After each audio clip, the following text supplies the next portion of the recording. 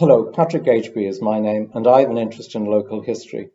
2 years ago, I gave this talk to the Harold's Cross Festival in the Rosary Centre, and this is based on that. And it comprises approximately 5 or 6 short 20-minute clips of local history. In the course of this, I'm going to deal with a bit of the origins of Harold's Cross, quite a lot about 1798 and Robert Emmet, something about famous local persons such as Richard Allen the Quaker, a bit about the ancient rivalries between those people of Harold's Cross and that of Rathmines, something of the schools, orphanages and prisons of the area, a bit about the orchards for which the area was famous, more about the Irish language, and then because I have a diary from the late 19th century, something of the ordinary life of a dweller here in the 1870s and 1880s.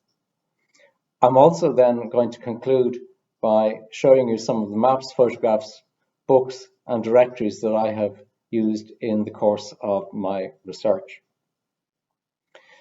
And because we're starting, therefore, with 1798, it's a good idea to try and turn the clock in your mind back and imagine that you are standing on Clanbrassil Bridge over the canal in early 1798. You are looking south to the Dublin hills, and in front of you is the village green, very different from what it is now, which we call the park.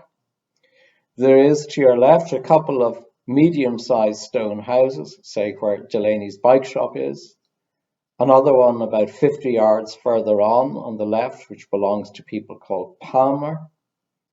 And then further on, up a lane to your left called Hen and Chicken Lane, but now Mount Drummond Avenue, a slightly larger house called Greenfield House. Moving up on the left-hand side of this road, there are fairly high stone walls because behind them are very substantial orchards. When you reach the green, you find a large amount of small dwellings all around the green. Some of them may have been thatched. The green itself is a bit grubby and is grazed by cattle. On the right is, however, a very substantial house called Mount Jerome. It's a 3-story square Georgian house, and it sits at the top of a small hill, and it's surrounded by stone walls and has good trees and gardens. So then, moving our tour in a sense back towards the bridge on which you are standing, you would have seen the River Poddle coming towards you, running under the canal, and then proceeding into the Liberties. So if you stand on that bridge and turn your back on Harold's Cross and face the city, there are very few buildings around you. The South Circular Road is not built up, Clanbrassil Street is not built up, and the buildings of the city really begin towards New Street, which is the industrial part of the city. There is, however, under your gaze on your left-hand side, a pub roughly where MPV is, and around it are spread some nice fruit trees, and underneath it you can see people having a drink. So Harold's Cross is an historic area. It certainly is not a suburb of Dublin. It is in itself an independent village and was so. So this is an old style village, like some of the villages of North County Dublin, for instance, Lusk and the like. And if you're standing on that bridge, you're in the middle of a very ancient townland, which is called Cherry Orchard, not to be confused with the one in Ballyfermot. And that is a townland which extends in a long ribbon up into Clanbrassil Street, almost to New Street, and down as far as Greenmount Cottages. Other townland names from the area are, of course, Larkfield and Rathland. Mount Jerome is a townland in its own right, and Argus. But perhaps the most beautiful and historic is the one called Tungfield, I think a townland of only 4 acres or so, where the waters of the Poddle in the 13th century were divided between the mill owners and the citizens of Old Dublin for their water supply. And that, of course, can still be seen at the back of the park in Mount Argus, and was known for centuries as the Stone Boat, and thus the name on the pub in Kimmage. And I want to say something, because we're talking about 1798, because there's a man who passes and repasses along this road in his carriage very frequently. And if it's early spring of 1798, we would see the carriage of John Philpot Curran making its way along the Harold's Cross Road to and from his business in the courts. And he has a small farm and house in the Dublin foothills in Rathfarnham, which is called the Priory, and that's opposite where St. Enda's is now.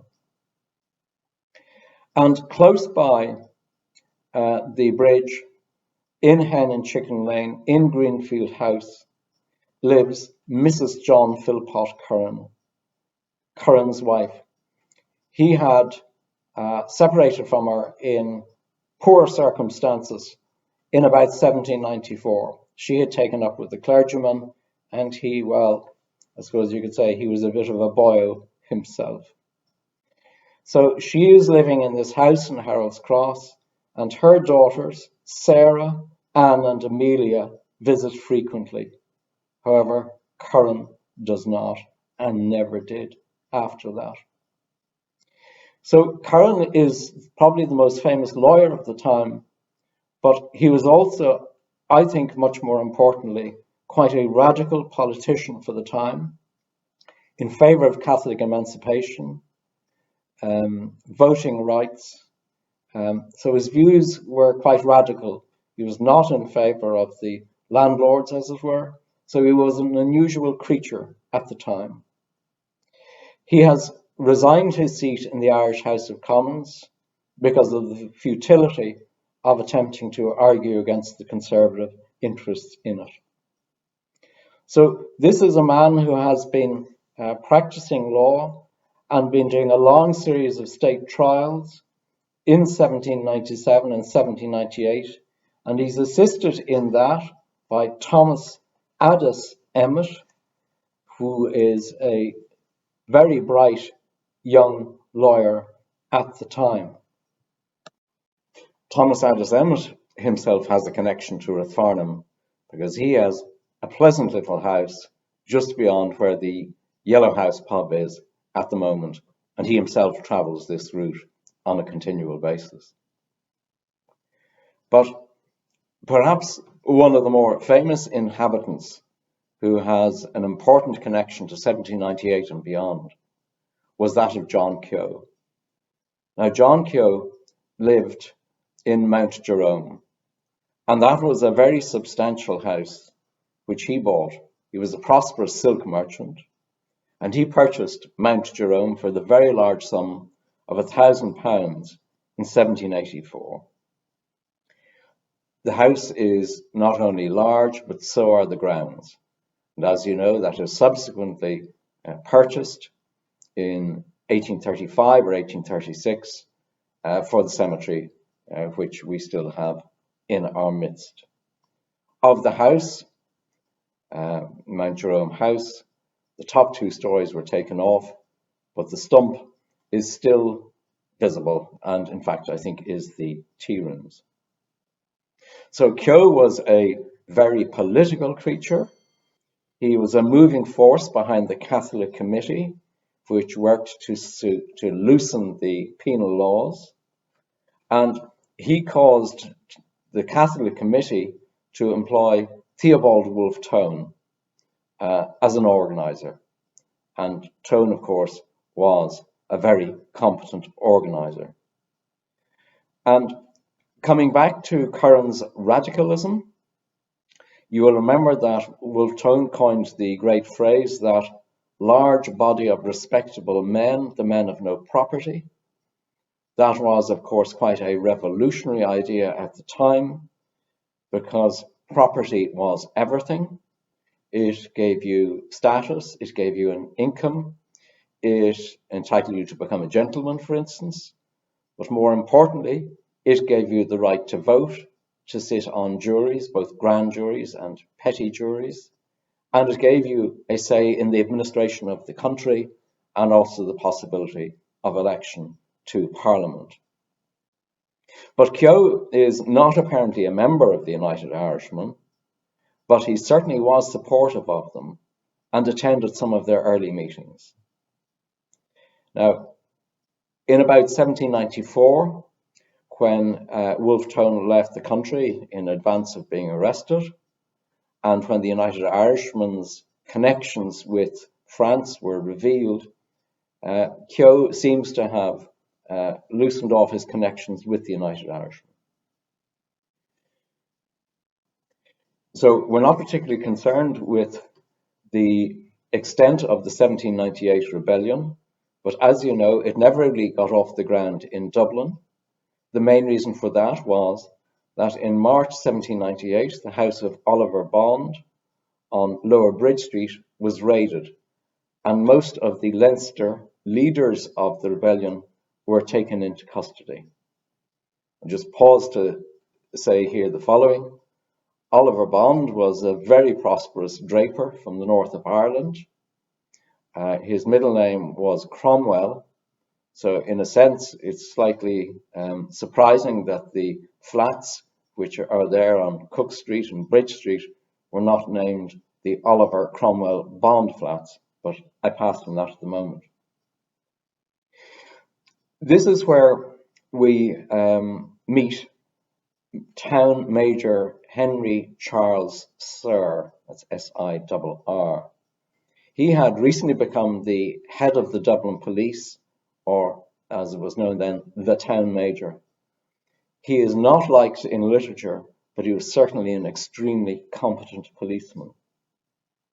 So at this time in March, amongst those arrested as part of the sweep is Thomas Addis Emmet.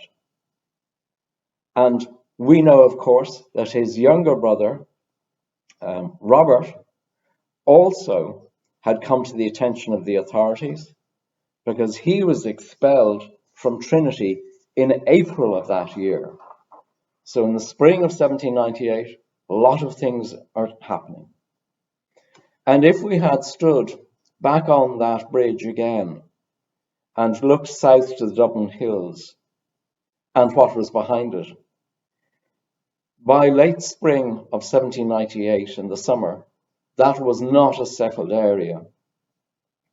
The movement has fundamentally failed in Wicklow and Wexford, but there's still plenty of rebels out and about, and there are plenty of loyalist groups, yeomanry and militia and the like, who are seeking out and hunting those who were, as they say, out in 1798. But more importantly, former rebels come to the city, and most particularly the Liberties area, where identities can be changed or concealed, and also the possibility of escape by boat from Dublin Port or Russia or Balbriggan is possible. Much of our understanding of the politics of the 1790s has to be based on an understanding that from an early stage in the 1790s, there was a war between Great Britain and France. And it was to France that the rebels looked for military support. And for instance, if you think of the old ballad, the Shan Van Vocht, the French are on the sea, says the Shan Van Vocht, etc. So if you were standing on that bridge at any time in the 1790s, you might have heard disturbances from the Liberties as bonfires celebrated Bastille Day, and that was, frankly, treasonous. Now, even in Harold's Cross, that type of treason was to be seen, because I noted in the Freeman's Journal of April 1798 that Major Sirr and a military guard proceeded to the green, that's to say, the village green and now the park, where they found a maypole erected and decorated with a cap of liberty. Now, the cap of liberty is also known as the bonnet rouge or red cap, and it's a rather unusual, tall, felt-type hat. And it symbolizes, and did at the time, it symbolizes revolution, and particularly the French Revolution. So what did the newspaper say? So the Freeman's Journal said, the soldiers quickly prostrated this idol of political paganism, as we trust they will every object put in opposition to the true and saving principles of our glorious and saving Constitution. Close quote. Now, the editor of the Freeman's Journal is a man who is now famous in history, called Francis Higgins, but who had the nickname of the Sham Squire, and he runs a network of agents, and he feeds the castle with their information, and he regularly mentions John Keogh, also the Emmets, and he knew an awful lot about the United Irishmen.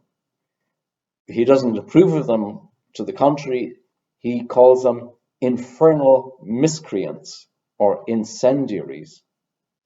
Now, the Sham Squire's letters still exist in the National Archives, and they can be read in their printed forms.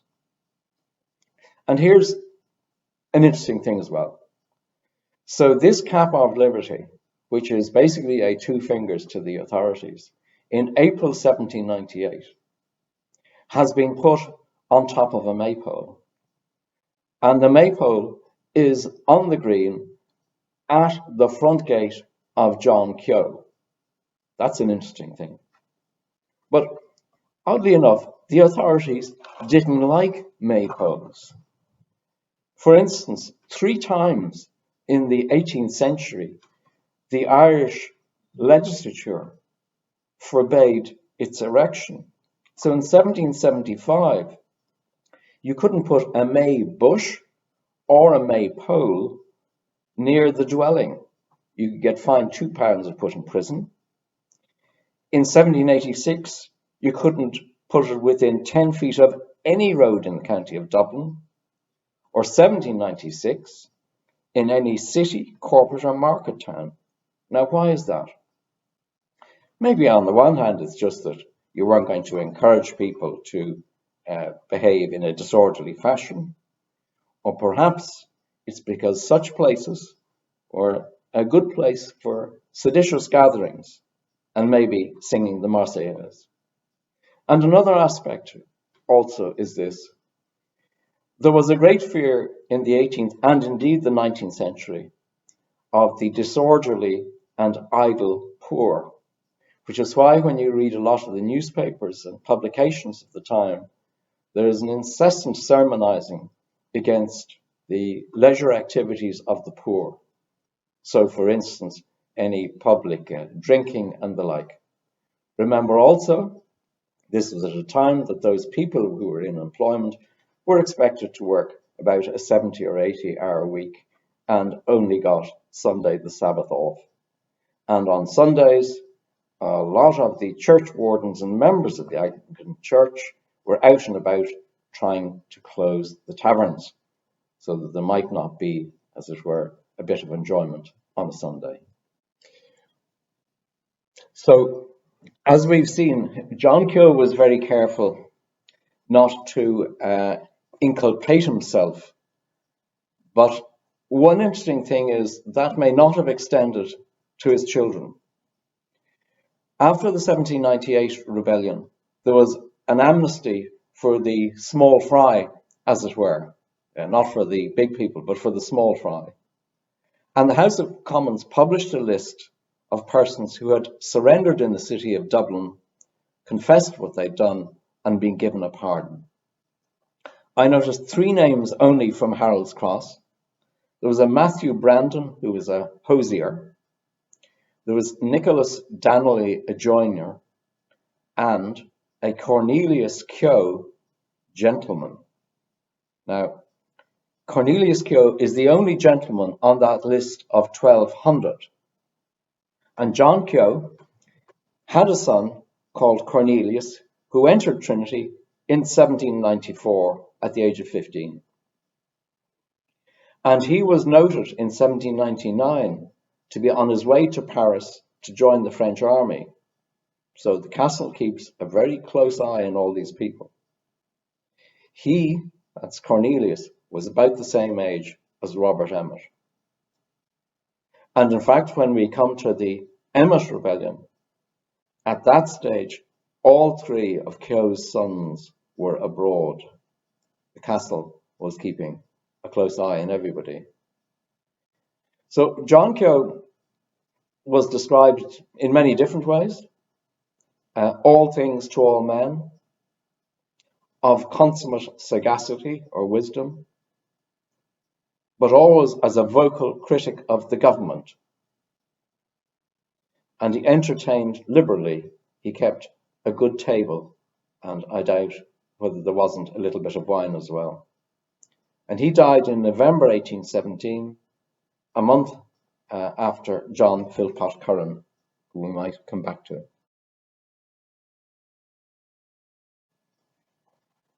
So we mentioned Thomas Addis Emmet earlier.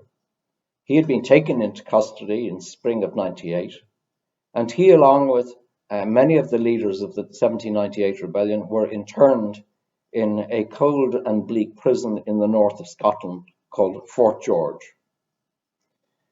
Robert Emmet was on the radar of the castle, but he kept low. And to recreate that phrase, the United Irishmen hadn't gone away. Many were still at home. Some had found a welcome in France.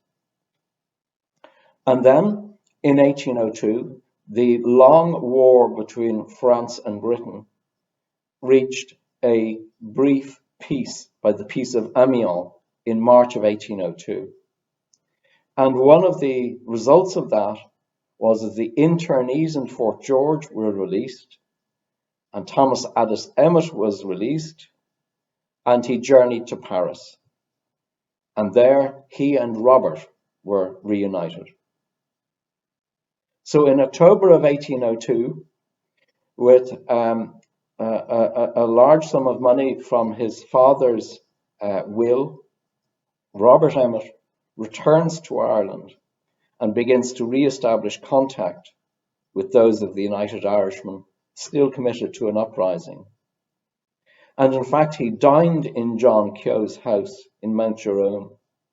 And it's not entirely clear to me when he dined there whether he was with John Philpot Curran or his eldest son, Richard.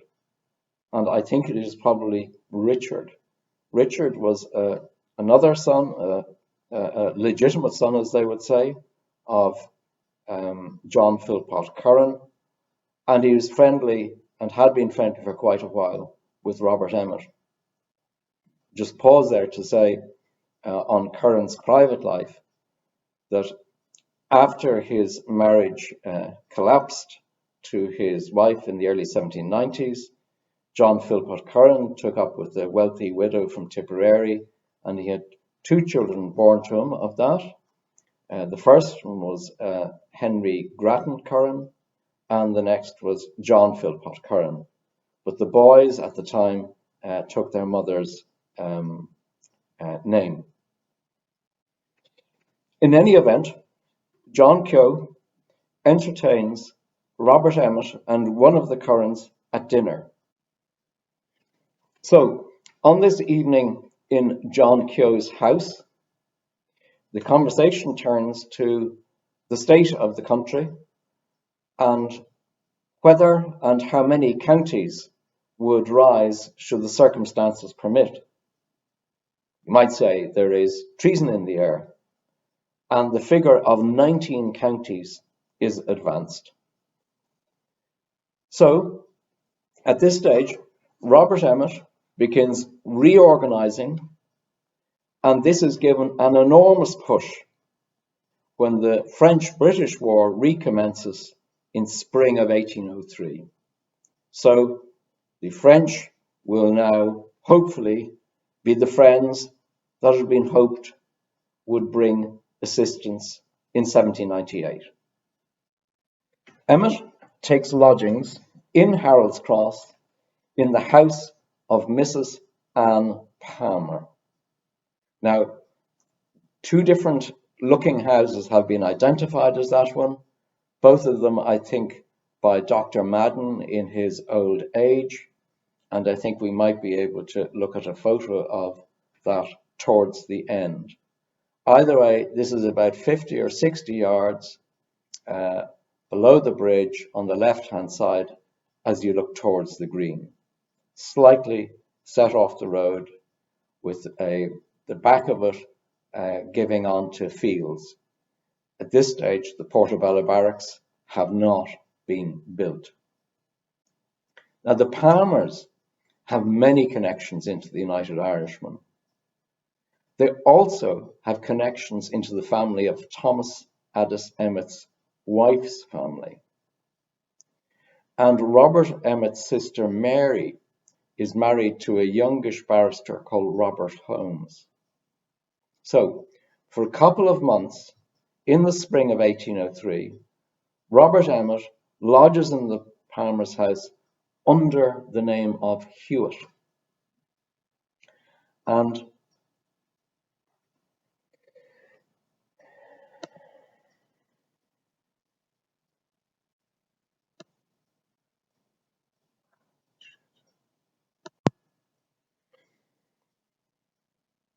so for a couple of months in the spring of 1803, Robert Emmet lodges in this house under the name of Hewitt, and the site of that house, there's actually a small plaque that you can see just beside Armstrong Street. As I said, Mrs. Hugh Palmer takes in lodgers, and she's the head of the household. She has a son, Joseph, a daughter, Biddy, and a younger child, Jemima. So from here, Robert Emmet walks into the Liberties or meets those who might be interested in another go. One of them is Miles Byrne, veteran of the 1798 campaign in Wexford, in Carlow, and he was working as a builder's foreman in New Street, which is maybe, 300 or 400 yards the other side of the bridge.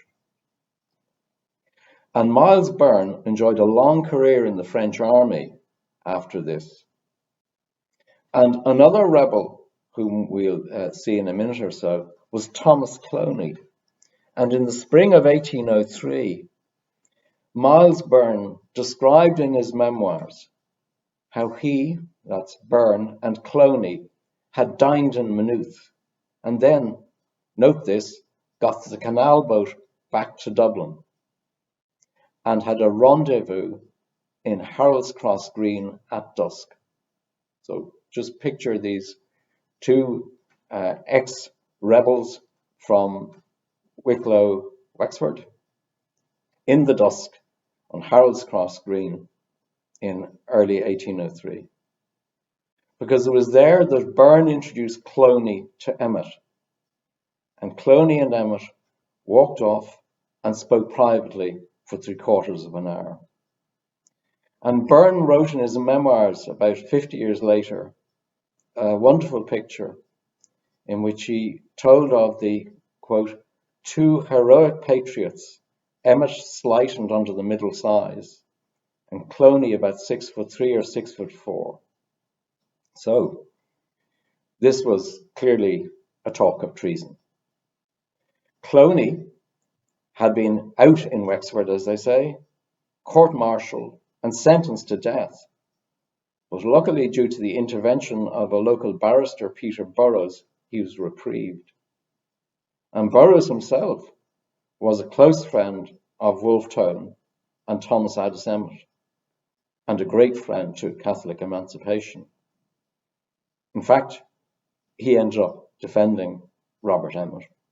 So you can see the extraordinarily close connections of a lot of these people. Now, Emmett now moved out to Butterfield Avenue, but walked in and out of the city on a continual basis. And it was while he was out there on Butterfield Lane that, through Emmett's friendship with Richard Curran, he, Emmett, established a relationship with Sarah Curran. Sarah was then an attractive young woman of 21 years of age. And they corresponded by letter. And Anne Devlin was Robert Emmett's housekeeper and brought messages backwards and forwards. Anne Devlin is, of course, a famous person. She was a lot more than just a housekeeper. And of course, her family were deeply involved in 1798 in a leadership role. Now, as you know, Emmett's rising was called off after the terrible events of the 23rd of July. It was a complete failure. And Emmett goes out of town, still dressed in his military gear, goes out briefly to the foothills, and eventually returns to the Palmer's house on the 1st of August, 1803, where he keeps his false name of Hewitt and asks that his name not be put on the list of residents on the front door. So at this stage, there are curfews, and on account of the rising, abortive though it was, the Insurrection Act has been brought in, which gives very wide and sweeping powers of effectively internment. And also, if you're a householder, you must put on your front door a list of the name of every single person who is staying there. Now, into the picture comes Major Sir, the redoubtable and efficient head of police.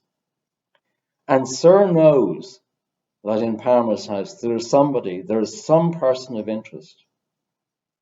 But it isn't entirely clear at this stage how high up the person is, and nor is it appreciated at this stage that Emmet is at the head of this insurrection.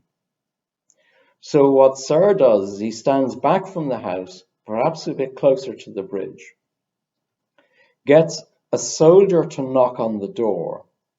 It's opened by the little girl Jemima, and Sir darts in, and he finds Emmet there.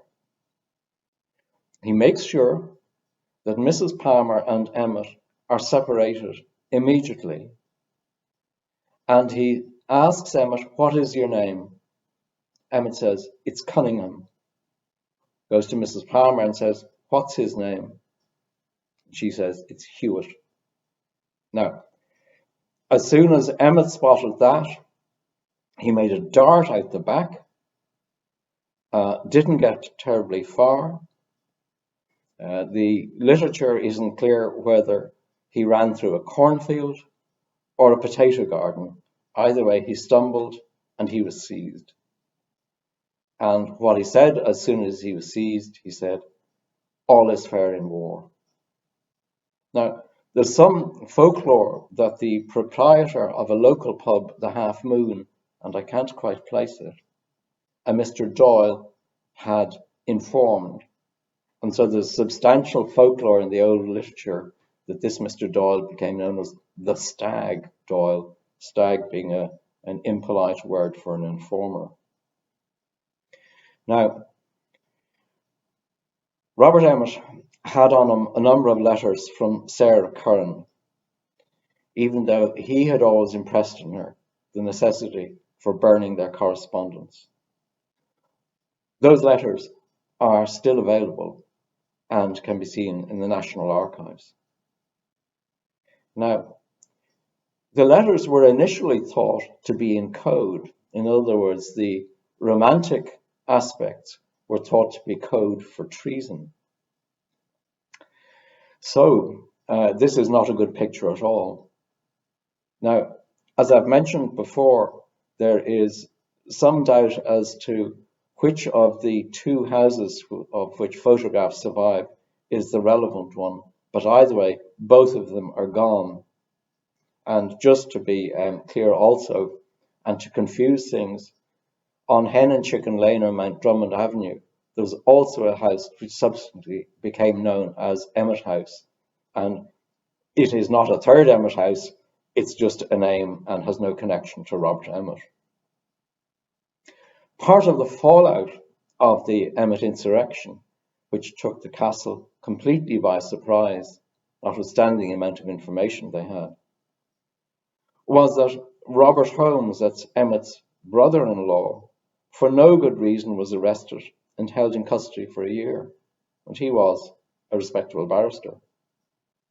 He went on to resume his practice. He didn't like to talk about his time in custody, and he ended up defending John Mitchell. Again, this is a very small world. Now, if it seems there's far too much about rebels and treason so far in 1798 and 1803, I will mention this, that Queen Alexandra visited the hospice, and you know where that is, of course, on the 24th of July, 1903. Having said that, I've just noticed, so that was exactly a century and a day after Emmet's insurrection. However, enough of that.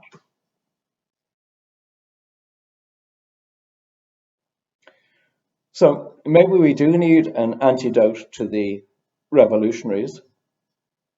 And on the 8th of January, 1803, just before Emmet moved into Palmer's home, close to the bridge, was born a man called Richard Allen.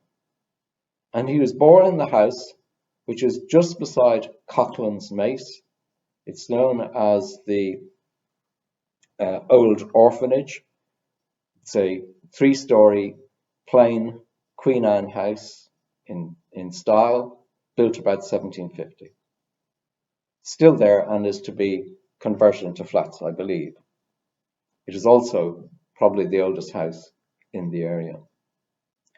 In any event, this was the summer residence of the Allens, who were prosperous Quakers in the linen and muslin business. Richard Allen grew up, took over the family business, and remained a prosperous merchant. So Richard Allen, throughout his life, was an important figure in a number of things which were in the 19th century unusual. He was a vociferous opponent of the opium trade, which, as you know, was a large part of the British incursion into China. He was an opponent of the Corn Laws. He opposed capital punishment. He was against the tyranny of the East India Company, and he was against all wars. He was also an early member of the Temperance Society, which at that stage was not about total abstinence, mainly the abstinence from strong liquors, usually whiskey. And it's a notable fact, that if one looks at a lot of the reports and newspaper accounts of the 1790s and early 1800s, it seems that if you went to a pub, it wasn't for beer, for ale, for stout or whatever. By and large, the working people drank whiskey. So, a founder member of the Temperance Society, involved in the Anti-Slavery Society, and don't forget how many fortunes were based on slavery, particularly in the Caribbean. He became friendly with Frederick Douglass, the great anti-slavery campaigner, who also was an acquaintance of Daniel O'Connell. And he also campaigned against the acts which permitted the arrest of prostitutes with contagious diseases, because such people were locked up in what were referred to as lock hospitals. He was also an anti-colonialist, anti-war. So this is a man who had a spread of unusually liberal opinions of human rights. There is no plaque in Harold's Cross to this man. He died in 1886. He had a remarkably open mind and cared nothing for religious differences. So I'm going to move on then from Allen the Quaker to a very interesting fellow. And this all centers around a book that was privately published in 1850, and it was called Letters from Harold's Cross. And the author, Nathaniel Burton, was from Clare and an Anglican clergyman. He was from quite a wealthy landed family. And late in life, he became a Catholic clergyman. And in fact, he lived in 1849-50, he lived in Mountain View Avenue, which is directly opposite the Allen House beside Coughlin's Mace. And he remembered and wrote about the Green at this stage, the Green, otherwise the park. And he said it was in a state of nature, undrained and marshy. So, that's nice. But he feared, quote, lest the rage for improvement might alter it. And his fears were, of course, entirely justified, because there were railings put up and things built and rules and regulations and whatnot. And Burton thought there was a great contrast between Harold's Cross and Rathmines. And he had a very good view of the people of Harold's Cross, no doubt quite properly so. Because what did he say of the inhabitants of Harold's Cross? Well, they are generally well acquainted with dairies and orchards and potato gardens, and they entertain hospitably on hot cake and tea, and they are frank and simple-hearted. But what about the Rathmines people? Well, maybe we'll come back to them. And speaking of entertainment, it was Burton who noted the old pub, which I have mentioned earlier, called the Old Grinding Young, just about where MPV at the other side of the Harold's Cross Bridge is. And he noted that this was a pub which previously had extensive gardens with tables spread beneath shady fruit trees. And apparently the pub served exceedingly good food. And I pause just to say, on account of the canal, there were a limited amount of routes into the city. And it would have been quite common for a pub such as the Old Grinding Young, to entertain and give refreshment for those who came to the city on business, particularly if they're coming to market, buying or selling, or whatever.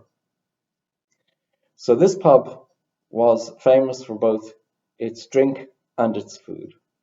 And of course, remember, it's also in the townland of Cherry Orchard. But even then, spirits were the order of the day. And Burton noted that what might one drink? Well, a tumbler of raspberry punch. I wonder if one went into MPV now, would they serve you a raspberry punch? I also do have a recollection of researching at some stage an account set in the Yellow House, back up in Rathfarnham, where Scalpine was drunk, which I think is a drink which involves a very good dollop of hot butter and whiskey, which would certainly be very welcome on a cold spring or winter's morning. Now, the question of orchards arises, and certainly from the 1860s and earlier, it is clear there are a very large amount of orchards in the area. So, for instance, on the map behind me, and I hope later to be able to show you this in more particularity, there were very extensive orchards, really from Harold's Cross Bridge up to and including let us say, the top of the park on the left-hand side. So all the area that is now Grosvenor Square, all the area that is Mount Drummond Estate was in orchards. And then on the right-hand side, there were very extensive orchards when you come to 5 Points. After all, the road to the right, Kenilworth Park, was only opened around 1900 or so. So all that area was very extensive orchards as well. And there were likewise a lot of market gardens. So for instance, I noticed when looking at a lot of the local directories that nearly every road had a man who was designated as market gardener and the like. So let's move from orchards onto education. What about education in the area? At the hospice, there were both primary and secondary schools in the 19th century and even a small seminary. Now, the convent just down the road, which is now undergoing very substantial renovation, or at least it will be when the builders are allowed back in, was both a convent, an orphanage and a school, all founded in 1803. Now, modern society doesn't maybe have a very good opinion of orphanages, but I quote briefly from the advertisement from about 1840. It was for females only. And what did the advertisement say? It said, 100 homeless, destitute objects are maintained, clothed, educated, and provided for under the care of the religious community of St. Clair. So, it's quite clear that in the 19th century, and this may have been part of the attraction for Nathaniel Burton, there was a very charitable aspect to the area with convents, hospices, seminaries, schools, and the like. Now, I want to turn to a third type of institution, which was almost entirely aimed at the poor and the working class, if not the bigger class. Now, very briefly, in the 1840s, it hosted some very well qualified people. Now, I came across this in a very tiresome autobiography of a barrister called Frank Thorpe Porter, who at some stage in the 1840s was appointed a metropolitan justice. In other words, a bit like a district justice now. Now, no sooner had he got onto the bench than he discovered that he was an extremely wise person and that everybody laughed at his jokes. So you get the general idea. Now, he wasn't a native of Harold's Cross, but he did have a very good house and vinery, in other words, grapevines, out in Round Town, or Terranure as one might call it now. His book, however, does have some very good social history, and he describes on one occasion, at the age of 18, he'd been swimming in a quarry hole at Kimmage. And just pause to say this. Behind me is the 6-inch Ordnance Survey map, and I have access to maps of the 1800s and the 1900s. And it's quite clear that this area was the major quarrying area from an awful long time ago. So, for instance, in the 1840s, and the map behind me is of that vintage, there were very substantial quarries in Rathgar, just on Orwell Road, Brighton Road, where the Methodist church is, all along the Kimmage Road, where the Guinness houses are, Aideen Avenue, and places like that. Also at Mount Argus, where the park is, close to the Stone Boat. So there are very extensive stone quarries, and indeed there is a tradition or folklore that St. Patrick's and probably a lot of the other churches, old churches of the city of Dublin, were built from stone gathered from the quarries in this area. And obviously you will remember that of course there was no canal at such a time. In any event, when the quarries were disused, they became good places to swim. And for instance, in the 1860s, on Brighton Road, there's still a large area of water on the quarry there where one might swim. Anyway, Frank Thorpe Porter, at the age of about 18, was swimming in a quarry hole in Kimmage. He developed cramps, was in danger of drowning, and a young fellow who had been sunning himself on the bank threw off his clothes, jumped in, and saved Porter. And years and years later, when Mr. Porter, who was a very self-important fellow, had a case in front of him where a taximan, in those days the taximan was called a carman, was to have his license taken away on account of drunkenness. And who should appear in front of him but his saviour? Now, as the good judge that he was, he didn't let that affect his decision, so he had to take the man's license away.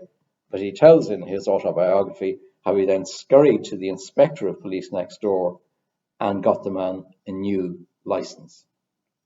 On another occasion, however, and this is a matter of some literary interest, a carman was being accused of drunkenness by one of his passengers. And the passenger was not a person of good character, as we would say nowadays.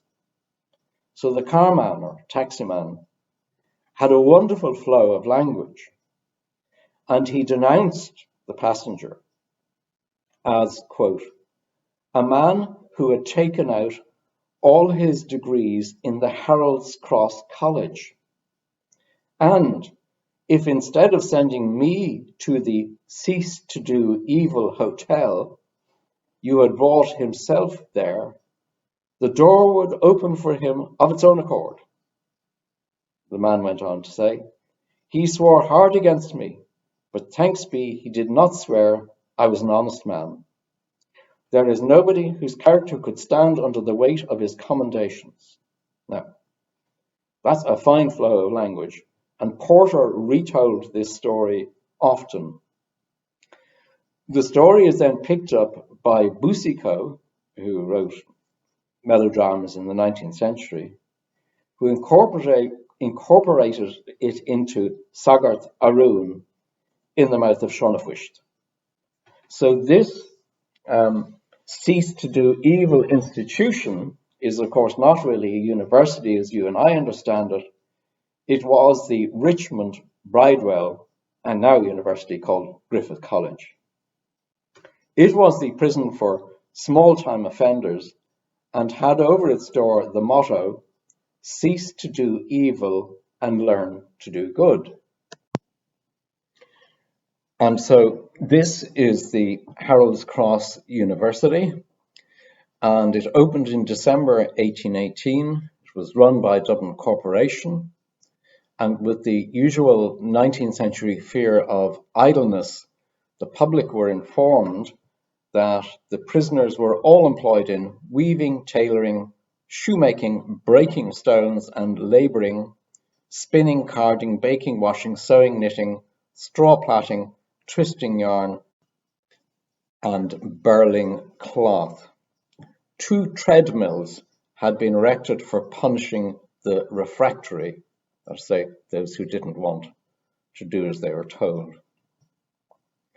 Now, Porter, our justice, mentions the extensive orchards of this area, and he also said that at the time of his appointment in the 1840s, there was no safety for such crops unless they were closely watched. And during the night, he said, the discharge of firearms to deter marauders was almost continuous in Dolphin's Barn, Harold's Cross, and Crumlin. Many, he said, followed garden robbing as their trade, and entire fruit bushes could be abstracted. So Porter's solution was to liberally apply the birch to the boys and jail to the men. And he gave quite an interesting picture. He said, a very extensive orchard and garden at Harold's Cross was entered by 3 habitual offenders and captured while hastily filling 2 sacks with the choicest apples, pears, and apricots. Each got 4 months with hard labour, and one of the clerks, undoubtedly a gardener himself, was heard to exclaim, "It is a blessing to have a magistrate who has a garden of his own."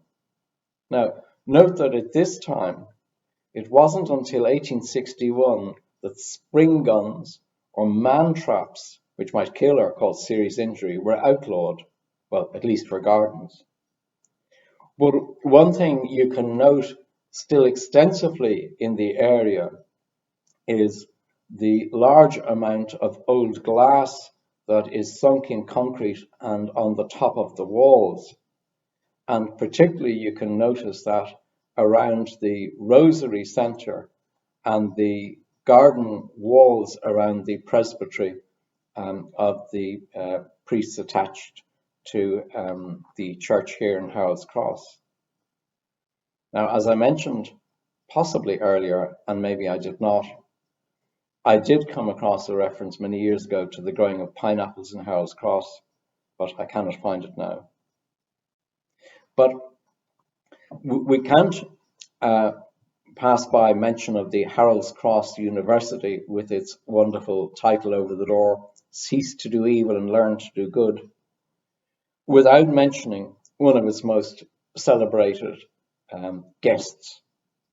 Because Daniel O'Connell had been convicted in February 1844 of seditious conspiracy, sentenced to 12 months. Now, when he went to the Harold's Cross University, or penitentiary, he did none of the tasks that I've just mentioned a couple of minutes ago. So there's no question of the treadmill or any of those sort of things. Instead, what happened was the governors of the prison sublet their houses and gardens to the state prisoners, because O'Connell was not alone. They got spacious and airy apartments. Friends could visit, and they put on plays, ate and drank copiously, until the good news came from England that the House of Lords had quashed the conviction. So, on the 5th of September, 1844, messengers from the Repeal Association were allowed into the Richmond Bridewell, where one of them burst in the door and said, "Liberator," O'Connell's, of course, famous title, "you are free." O'Connell immediately thought it couldn't be true, but it was. And here's an interesting thing. One of the visitors on that day present, when the good news came to the Richmond, was Thomas Cloney. Thomas Cloney is the man whom we last saw in 1803 in Harold's Cross Green, pacing along with Robert Emmet. Cloney sat down and cried like a child. So O'Connell returned home to Merrion Square that night, but the next morning, because there had to be a good show, he returned to the prison. There was a massive triumphal car drawn by 6 white horses, and he was led from the prison by William Smith O'Brien, and he did a triumphal tour of the city.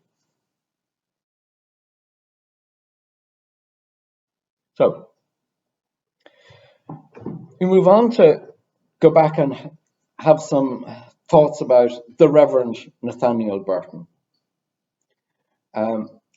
Burton, I think, seems to have had a knowledge of Irish. And I picked that up because in his book he noted that the part of Harold's Cross which leads to Rathfarnham is called by some Clachan an Bui and by others Loch On. He also noted, "The loch is not now seen except during heavy rains, and a small current gurgles through a ditch in Rathgar Lane, which may be the Orna River." Now, if we look at Duncan's map of 1821, there is indeed a bridge shown and called Clandobe, at the top of where Leinster Road now joins the Harold's Cross Road. And this is one of two streams on either side of the church, which merge near Denmark Hill. Denmark Hill was once the home of Frederick Stokes.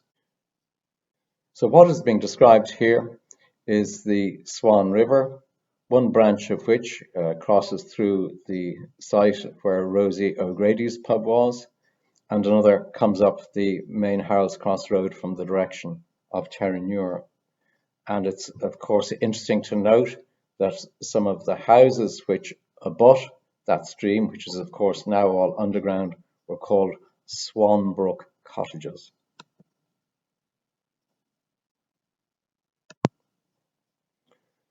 But reverting to the question of Irish, for all the people who, let us say, came to the city on account of the 1798 rebellion, how many of them had Irish? And for instance, how close was any Irish-speaking part of County Wicklow?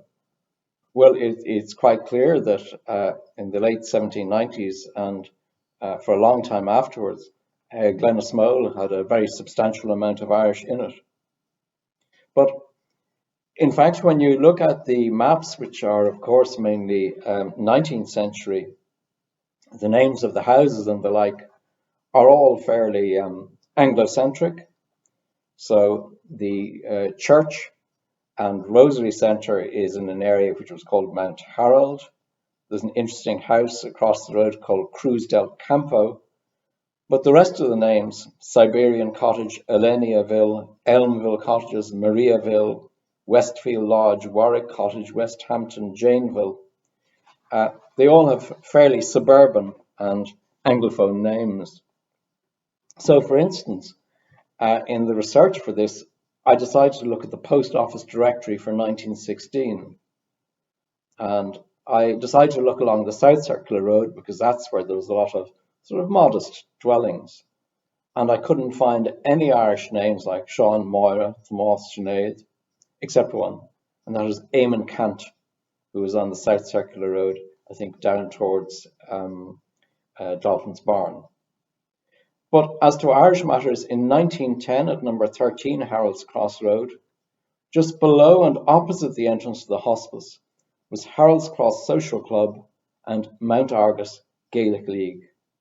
So I wonder how many of the servants in the big houses all along Leinster Road had Irish. And the census forms don't always show this. But of course, I picked up another name. At 125 Harold's Cross lived William Rosum, bagpipe maker. Now, I suspect that's more probably not bagpipes, but of course the uilleann pipes. But a person whom interests me enormously is the towering figure of Patrick Weston Joyce. He was born in 1827, an educationalist, historian, linguist, translator, and collector of Irish music. He was born in the village of Glensheen in Limerick, reared and attended hedge schools, and he was one of 8 boys born to a shoemaker. Became a teacher, his talents were spotted early on, and he was put through Trinity. He collaborated with George Petrie in the Ancient Music of Ireland. And in 1869, he published The Origin and History of Irish Names and Places, which exists in both 1 volume or in 3 volumes. This is done well before the foundation of the Gaelic League and is still the most wonderful read. And certainly, this is the type of book that I believe, for many people, opened a door into the Irish language. He lived for a number of years at number 70 Leinster Road, and he called it Lyre na Gréine. So if one consults his own books, what is lyre? Lyre is a fork often made by streams. Joyce wrote of a bright little valley traversed by a sparkling streamlet, which from its warm sunny aspect is called Lyre na Gréine, the river branch of the sun. And so he called number 70 that. and you can still see those inscribed in granite on the front of number 70. There also died his equally talented brother, Robert Dwyer Joyce, author of The Boys of Wexford. Now, he moved from there to 18 Leinster Road West and died on the 7th of January 1914 at the age of 86. So I'm going to come back to the contrast between the people of Harold's Cross and Rathmines. This is something that Burton had noted. Now, Rathmines was established as a separate township from Dublin Corporation in 1847. And Dublin Corporation, until 1840, was one of the last great surviving edifices of the Protestant ascendancy. All swept away, and in came Daniel O'Connell to become the first Catholic Lord Mayor, well, certainly in 3 centuries, and a very successful one.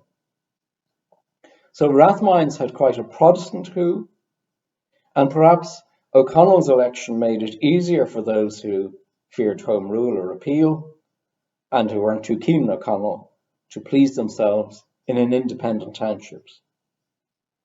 Rathmines was built by property developers and business people who, above all, were anxious that the high taxation of the city in the form of the rates would not be replicated in Rathmines. So for many years of the 19th century, Frederick Stokes was the leading town commissioner, landowner and speculator, particularly in Leinster Road. And his constant refrain was that the rates would never exceed 2 shillings in the pound. Now, one consequence of that, and a very apparent one, was there was poor public services in Rathmines. And so while the city was supplied with drinkable water under good pressure, Rathmines, Rathgar and Harold's Cross for a long period got the canal water, polluted but cheap. It was pumped from Clondalkin up to a large cistern where Leinster Place is now, at the back of Coughlin's shop. Pressure was not good, neither was health. The rates for cholera, dysentery, typhoid and typhus in this township were not good. And on that subject, what about sewage? Before the main drainage system occurred, much sewage was buried at the end of the garden in what was politely referred to as the ash pit. But it might be also thrown or shoved into a contiguous ditch. So perhaps back gardens weren't as attractive as they are now.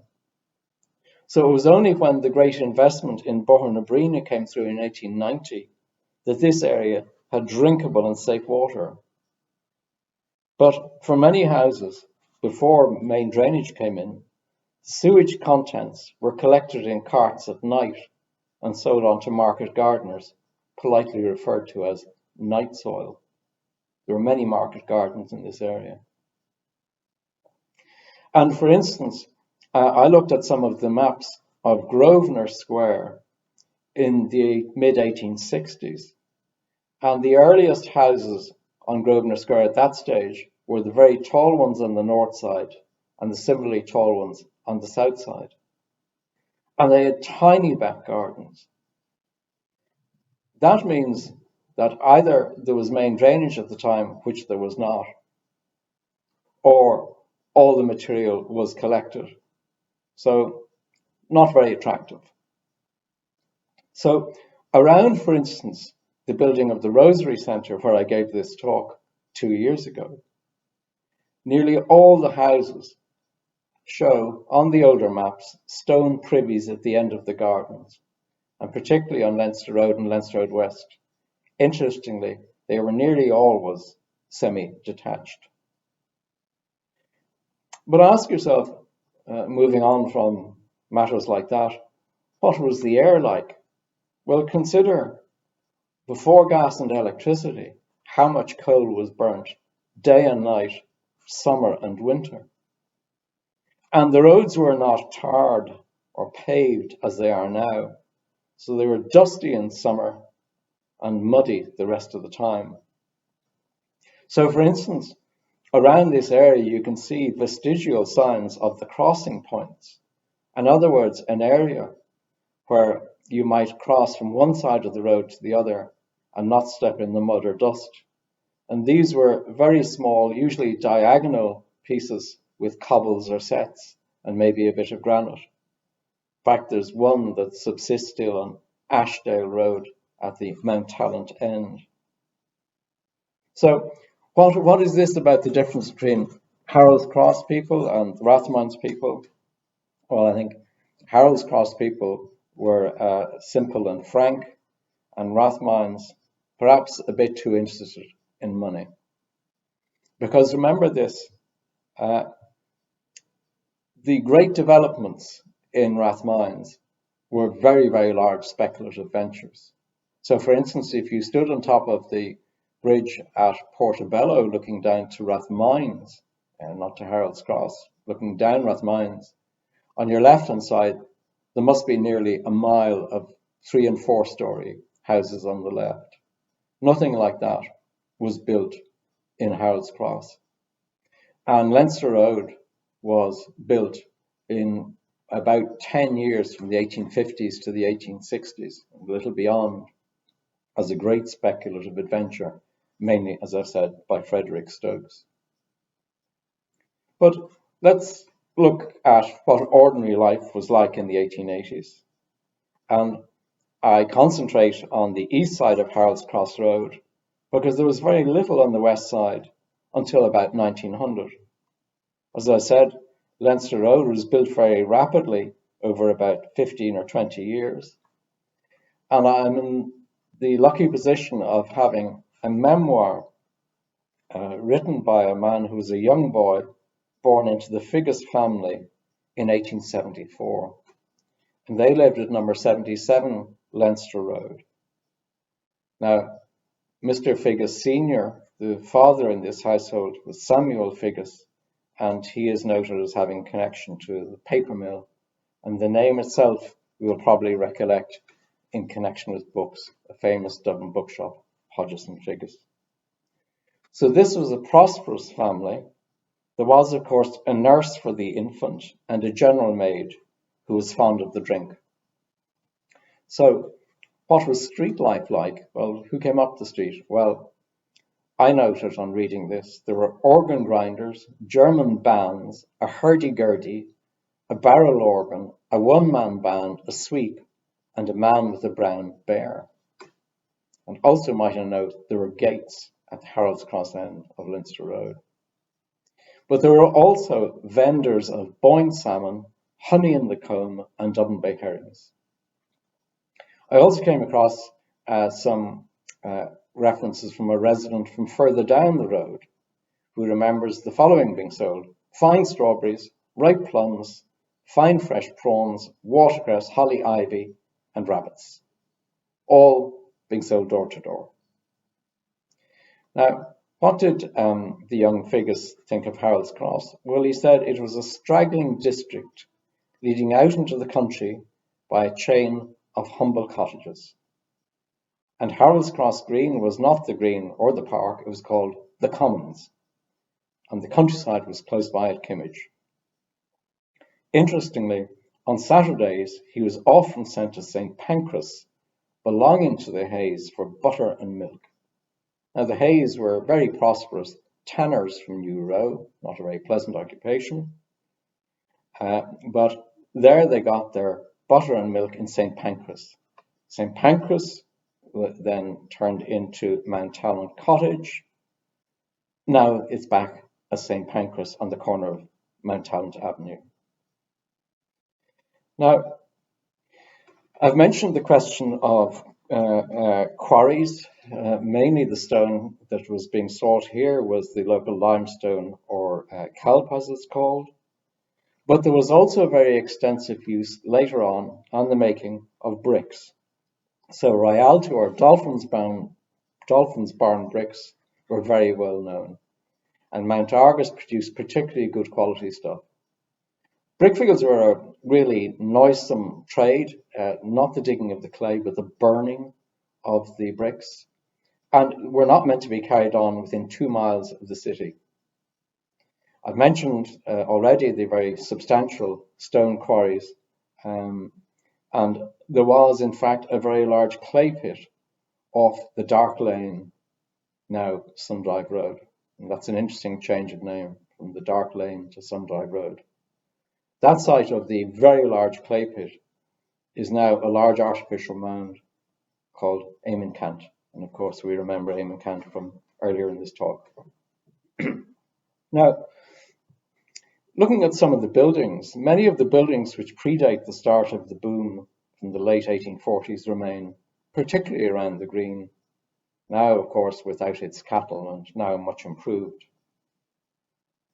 We don't forget the old orphanage, which is still there beside Coughlin's Mace. So old signs predating the Free State have some of their charm. And I suppose one of the greatest changes is not in houses, but in shops. So, for instance, I noticed when I came into the area up in Kimmage, some nice signs, hand-painted from Toomey's and Tom's. Two buildings that I particularly liked have disappeared in the last year. They were number 117, 119 Harrows Cross. They fronted right onto the road, and they harboured Harrows Cross, Hire and Burke's. You would have seen shortly before the buildings were entirely demolished that they're made of very fine limestone. And they had been for upwards of about 150 years, from the 1830s onwards. They were known as 26 and 26 and a half Harrows Cross, grocers, dairies and fruiters. And in fact, if you had got a chance last year to look in the window of one of those, you would have seen some tiles showing fruit. So I'm drawing to a close now, and I suppose no closing is a proper closing without an advertisement. And this is an advertisement for a book by a local author, which is now in its 5th edition. And this is Joey Curtis's book, Harrows Cross: A History. It's published by the History Press of Ireland, and this is the most recent edition, I think, of 2016. I would commend it without reservation. It has an enormous amount of information, some very good old photographs, and the research is first class. And if you have any interest, get any or all the versions and editions of that book. The other thing that I think would be fit to mention is that obviously the question of orchards has loomed a bit in this talk. It's also wonderful to think that this year the Harrows Cross Grow project has been established and is up and running. And perhaps and hopefully some of the older varieties of fruit that were grown here in the 18th, 19th and 20th century will find new homes in new gardens, balconies and even pots in this area. So I want to thank you for watching this, and the next section will be a discussion on some of the sources. Thank you very much.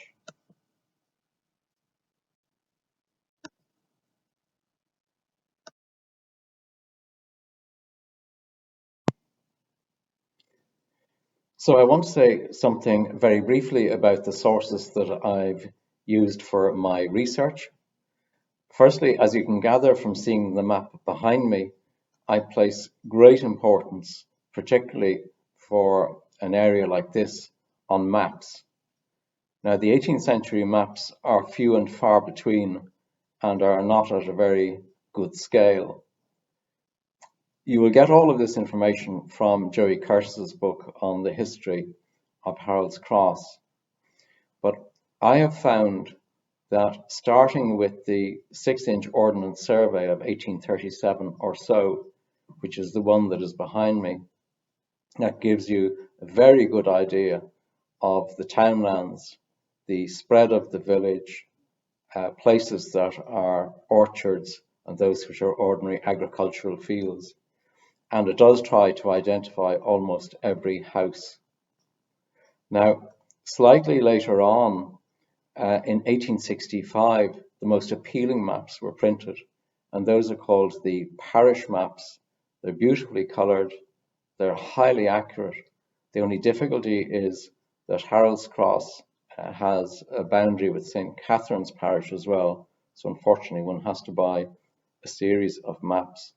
But those show particularly the great developments that have occurred after Leinster Road and Rathmines have blossomed, as it were, and also still show Harold's Cross as a fairly rural location. After that, there is a very large-scale map available from the Ordnance Survey, which is about 1888, and it's the 5 foot to 1 mile. So that shows every house and quite a bit of how the garden appears, every pump, footpath, tram line, and the like. And then moving into more modern times, the next big Ordnance Survey map that I used was 1907. And that's particularly important because one sees the enormous development, particularly to the west side of the Harold's Cross Road. So really so much of Kimmage and, for instance, Kenilworth and areas like that.